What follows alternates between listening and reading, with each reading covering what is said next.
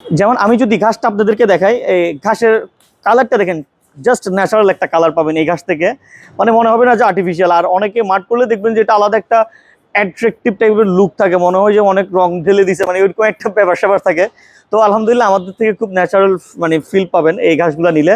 আর এটার ফাইবার যদি বলি, অনেক হাই পরিমাণের ডিটেক্স সহকারে এই ঘাসটা এসেছে আমাদের আলহামদুলিল্লাহ।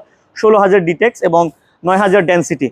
ডেন্সিটিটা আমি বলি, যেটা হচ্ছে কি আপনার এই ঘাসের যে ঘনত্বটা, মানে 1 স্কোয়ার মিটার আপনার কি পরিমাণ ঘাস হবে, সেটা হচ্ছে গিয়ে ডেন্সিটি। আর ডিটেক্সটা হচ্ছে গিয়ে ফাইবারের যে স্ট্রেংথ, সেটাকে বলা হয় ডিটেক্স। এখন মনে করেন আপনার 16,000 ডিটেক্স, তাহলে আপনি এটা বুঝবেন কিভাবে? এটা 16,000 হয়তো দেখা যাচ্ছে 12টা ঘাসও হইতে পারে, 16টা ঘাস হইতে পারে। 12টা ঘাস হইলে আপনার ফাইবারটা মোটা হবে, 16টা ঘাস হইলে আপনার ঘাসটা পাতলা হবে। তো আপনি চিন্তা করেন মোটাটা নেবেন না পাতলাটা নেবেন। ওই বলে না আপনার কাউন্ট যদি বেশি হয়, মানে মালও বেশি বা কোয়ালিটিও বেশি, ওইরকম না ব্যাপারটা। আসলে প্রোডাক্টটা আপনি কেমন পাচ্ছেন, এটার ফাইবারের কোয়ালিটি কেমন, স্ট্রেংথ কেমন, তার উপর ডিপেন্ড করছে। তো আলহামদুলিল্লাহ আমাদের এটা 16,000 ডিটেক্স সম্পূর্ণ এবং 9,000 ডেন্সিটি সম্পূর্ণ একটা প্রোডাক্ট, যেটা আপনার অনায়াসে 5 বছর চলে যাবে। আর আমার থেকে তো 5 বছর ওয়ারেন্টি পাচ্ছেন।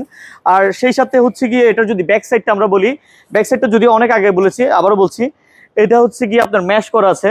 ফার্স্ট অফ অল হচ্ছে ডাবল ব্যাকিং থাকবে এরকম, দুইটা নেটের লেয়ার থাকবে এখানে।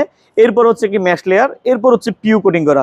মানে একটা সবচেয়ে স্ট্রংগেস্ট এবং প্রিমিয়াম একটা সেগমেন্টের ঘাস হচ্ছে এটাই বর্তমানে বাংলাদেশে, যেটা কিনা আমরা দীর্ঘ 2-3 বছর ধরে বলে আসছি ভিয়েতনামের ঘাস হচ্ছে বাংলাদেশের জন্য পারফেক্ট।